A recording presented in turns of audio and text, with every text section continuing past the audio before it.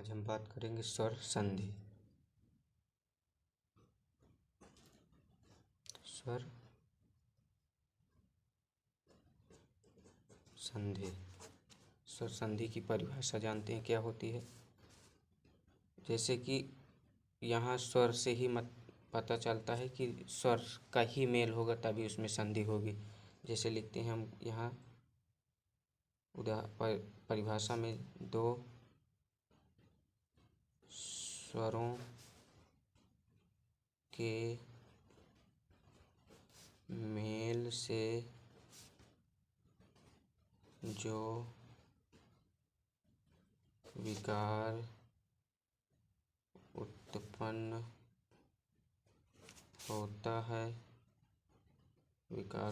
होता है उसे स्वर संधि कहते हैं। स्वर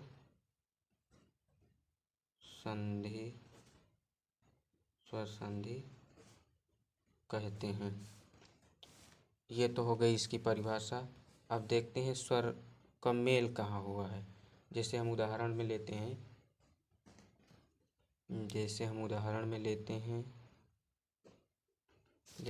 दया धन आनंद। दया धन आनंद, इसका हम संधि करते हैं। अगर हम संधि करने का मतलब क्या है कि संधि में इन दोनों शब्दों को जोड़ देना है। इन दोनों शब्दों के मेल से कौन सा शब्द बन रहा है। तो देखो संधि होती कहाँ, ये तो हम पहले बता चुके हैं।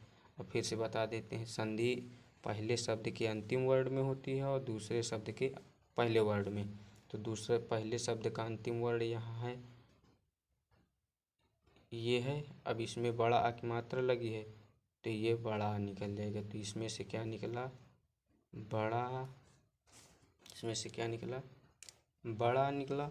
अब इधर का पहला वर्ड, दूसरे शब्द का पहला वर्ड भी बड़ा आ ही है। इन दोनों का मेल होगा तो क्या बनेगा?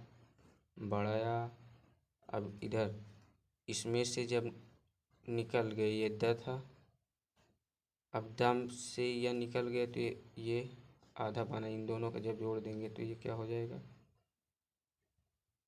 ये होगा हलंत के साथ। अब इधर से अ निकल आया तो इधर क्या बचा? नंद। अब ये जो आधा है ये इसको पूरा करेगा। ये इधर जब आधा है तो इधर पूरा करेगा। ये इधर मौलिक रूप में है अपने, ये मौलिक रूप में, मूल रूप में है ये। अब इधर इसमें जब आएगा तो ये मात्रा के रूप में यू प्रयोग होगा तो ये हो जाएगा बड़ाया। अब इधर से इसको जोड़ देंगे, इसमें हम दया नंद। तो क्या पता चला कि स्वर संधि क्या है? ये स्वर है, ये भी स्वर है। अगर यहाँ पे स्वर आता, यहाँ पर कोई व्यंजन आ जाता, यहाँ स्वर यहाँ व्यंजन, या तो यहाँ व्यंजन यहाँ स्वर, अगर इस तरह आ जाता तो वहाँ स्वर संधि नहीं होती। यानी कि इधर भी स्वर होना चाहिए, इधर भी स्वर होना चाहिए। दोनों तरफ भी स्वर ही होना चाहिए, तभी वहाँ स्वर संधि होगी। अब स्वर संधि के हम भेद के बारे में जान लेते हैं। तो स्वर संधि कितने भेद होते हैं? स्वर संधि के भेद तो आप लोगों को पता होगा कि स्वर संधि के 5 भेद होते हैं। स्वर संधि के कितने भेद होते हैं?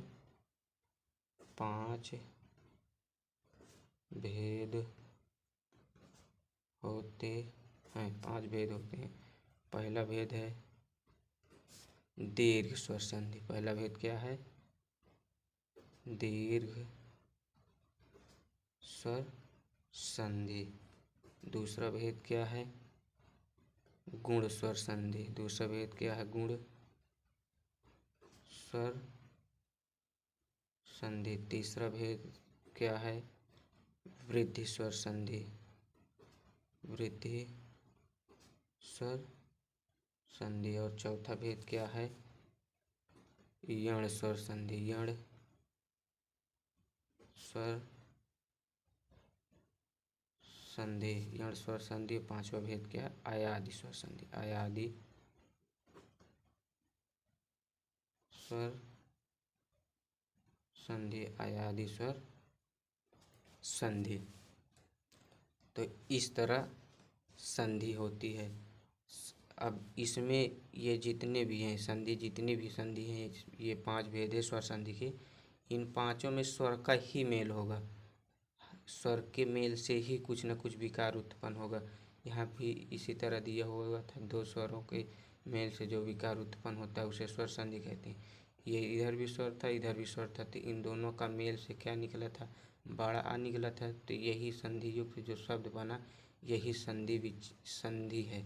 यही क्या है, संधि है। 2 शब्द वर्णों के मेल से जो शब्द बनता है या जो वर्ण बनता है वही संधि होती है। तो आशा करते हैं कि आप लोगों को ये स्वर संधि के बारे में अच्छे से समझ में आया होगा। इसके बाद वाली वीडियो में हम इससे पहले दीर्घ संधि की बात करने से पहले हम दीर्घ संधि की बात करने के बाद ही देखेंगे दीर्घ संधि की परिभाषा, इसके कुछ उदाहरण देखने के बाद इसके हम अनेकों उदाहरण को पहले हम एक वीडियो में डिस्कशन करेंगे। संधि युक्त शब्द दे करके उसका संधि विच्छेद कहते हैं। संधि विच्छेद रहता है तो उसे हम संधि तो कर लेते हैं, लेकिन जब संधि युक्त शब्द दे दे, जैसे ये दे दिया दयानंद,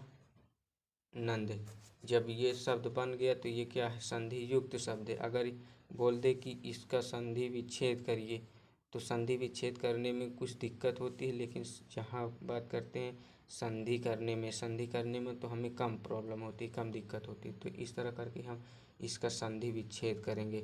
संधि विच्छेद करना भी आसान तरीके से करेंगे। कोई भी होगा, कोई कभी कहीं नहीं पढ़ा होगा संधि विच्छेद नहीं किया होगा, तो हम आसानी से इस तरह बताएंगे कि आप सभी लोगों को समझ में अवश्य आएगा।